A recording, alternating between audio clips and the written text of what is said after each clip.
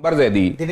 क्या रशीदी साहब की निगाह में हर एक वो आदमी जो भगवान की मूर्ति रखकर पूजा करता है वो तो गुनाह करने वाला आदमी हो गया? एब्सोल्युटली। तो हर एक वो आदमी इनकी निगाह में काफिर हो गया? बिल्कुल। तो क्या इनका कहना यह है कि हर एक वो आदमी मजहब के हिसाब से सजा का हकदार हो गया? बिल्कुल। क्या उसी तरह के लोगों के लिए कहा जाता है कि इनको जीने का अधिकार नहीं है?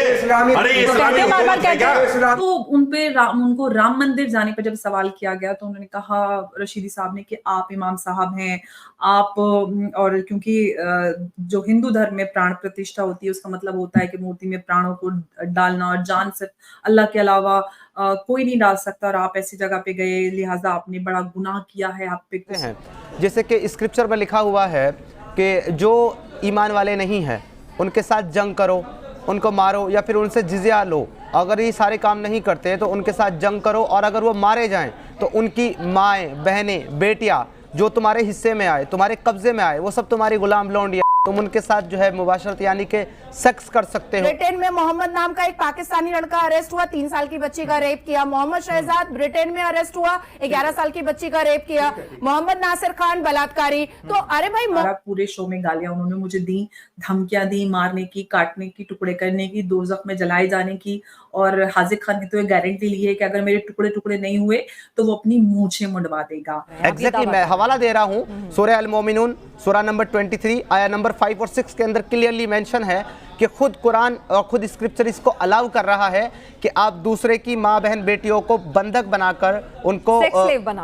सेक्स स्लेव बना सकते हो। और नहीं, आप के प्राण प्रतिष्ठा के प्रोग्राम में गए, सबने देखा,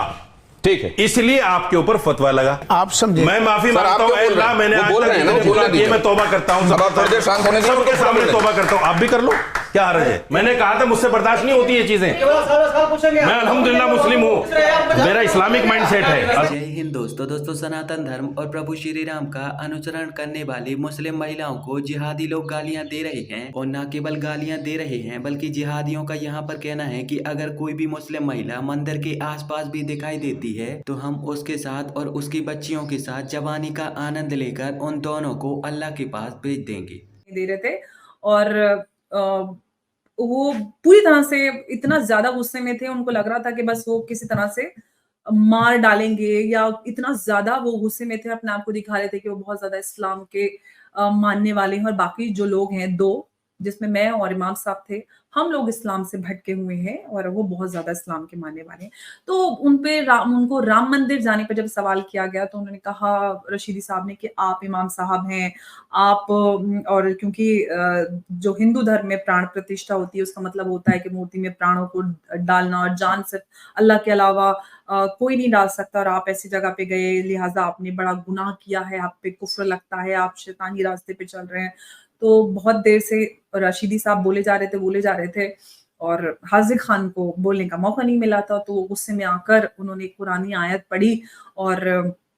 कहा कि आप सब लोग शैतानी रास्ते पे चल रहे हैं, जो शैतानी रास्ते पे चलते हैं उनका अंजाम ये वो ऐसा होता है। जिसमें मैंने कहा कि एतराज जताया कि आप किस तरह से, किस आधार पर ये कह रहे हैं कि हम लोग शैतानी रास्ते पे चल रहे हैं, जस्ट बिकॉज हम एक स्वतंत्र भारत में रहते हैं, सेक्युलर डेमोक्रेटिक रिपब्लिक, जिसको यही लोग सबसे ज्यादा कहते हैं कि भाई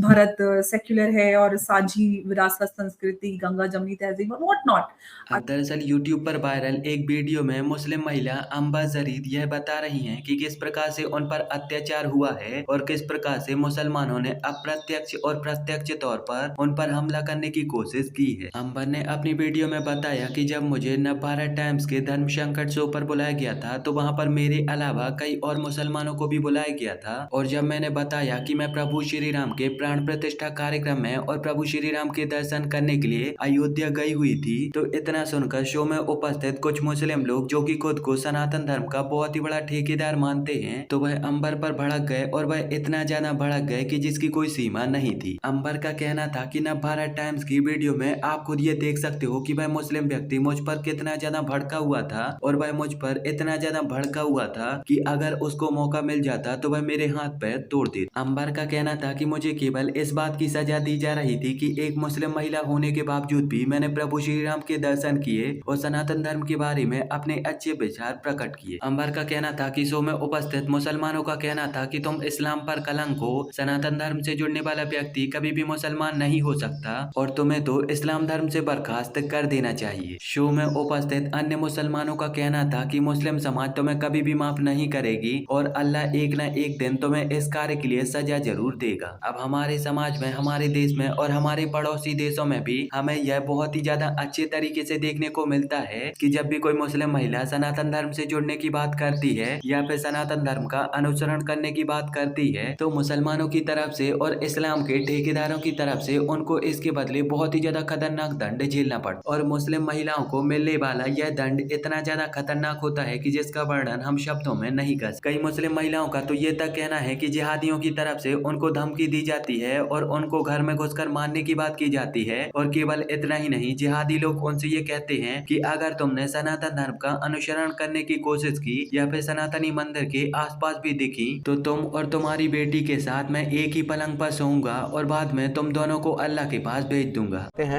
मैं ये चाहता था कि मैं इस्लाम को इतना डीपली समझूं और उसको पढ़ूं ताकि मैं जो नॉन मुस्लिम्स हैं, गैर मुस्लिम्स हैं, उनको भी मैं इस्लाम के और दीन की दावत दे पाऊं। इसके लिए मैंने किताबों का मुताला किया, लेकिन पढ़ते पढ़ते फिर मुझे चीज़ें समझ में आने लगी कि बहुत सारे कॉन्ट्रडिक्शंस हैं, बहुत सारी चीज़ें ऐसी हैं जो ह्यूमैनिटी के ख़िलाफ़ हैं, बहुत सारी ऐसी चीज़ें हैं जो आज के हमारे समाज के साथ मेल नहीं खाती। और किताब को पढ़ते पढ़ते मुझे समझ में आया कि ये किसी खालिक के कायनात की तरफ से नहीं हो सकता जो लोगों को दो हिस्सों में बांटता है, एक मुस्लिम्स और एक नॉन मुस्लिम्स। और इसी के ऊपर मेरे कॉन्ट्रडिक्शन इकट्ठे होते गए और फिर उसके बाद मैंने इसके लिए जो है छानबीन की। मैंने दीन के जो आलिम हैं, मौलाना मुफ्ती हैं, उनसे मैंने कांटेक्ट किया, अपने सवालों के जवाब तलब किए। जब मुझे कोई जवाब नहीं मिले और मैं श्योर हो गया कि ये इसी तरीके से है जिस तरीके से मैंने पढ़ा और समझा है, तब जाकर के मैंने इस्लाम को छोड़ दिया 2018 में।